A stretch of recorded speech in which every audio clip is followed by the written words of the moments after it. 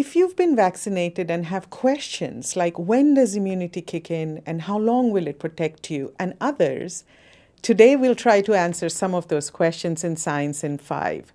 Welcome, I'm Vismita Gupta-Smith and this is WHO's Conversations in Science. And answering your questions today is Dr. Catherine O'Brien. Welcome, Kate. Thank you so much. Pleased to be with you.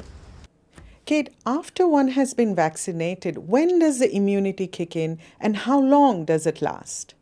The vaccines that we have right now are all two-dose vaccines. After the first dose, we see a good immune response that kicks in within about 2 weeks of that first dose. And it's really the second dose that then boosts that immune response. And we see immunity get even stronger after that second dose, again, within a shorter period of time after the second dose. We don't know yet how long immunity lasts from the vaccines that we have at hand right now. We're following people who have received vaccinations to find out whether or not their immune response is durable over time and the length of time for which they're protected against disease. So we're really going to have to wait for time to pass to see just how long these vaccines last. Kate, after one has been vaccinated, can one still catch COVID-19 and can one also infect others? That's a great question. The clinical trials demonstrated that these vaccines protect people against disease.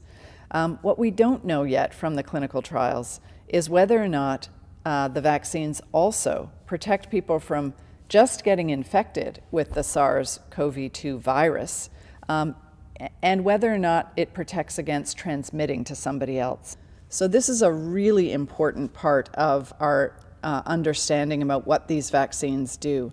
Do they only protect against disease, or do they also protect against getting infected and being able to transmit to somebody else, even if you're not having any symptoms?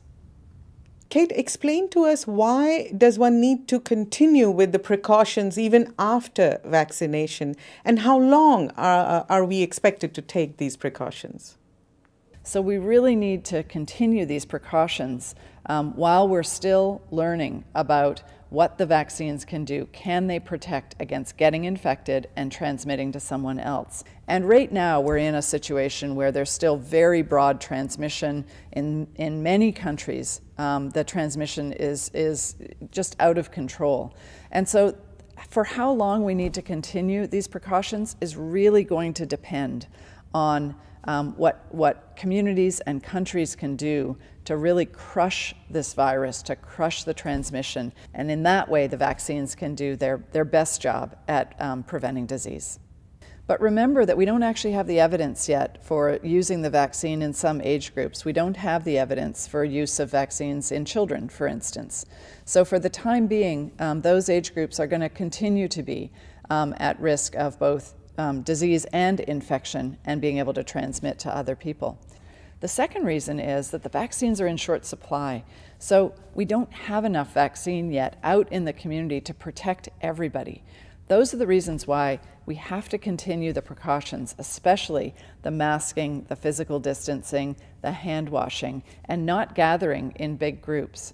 For how long we need to continue those interventions, time is going to tell. Once we get broad vaccination coverage in the community, when we know more about what the vaccine can actually do to prevent infection, we can slowly start taking our foot off the pedal of these other interventions and make sure that the transmission, again, doesn't start to escalate again. Thank you, Kate. That was Dr. Catherine O'Brien. We'll continue to answer your questions about vaccines and immunity and about COVID-19 in this series. If you found this information useful, please share it with your networks. Until next time then, stay safe, stay healthy, and stick with science.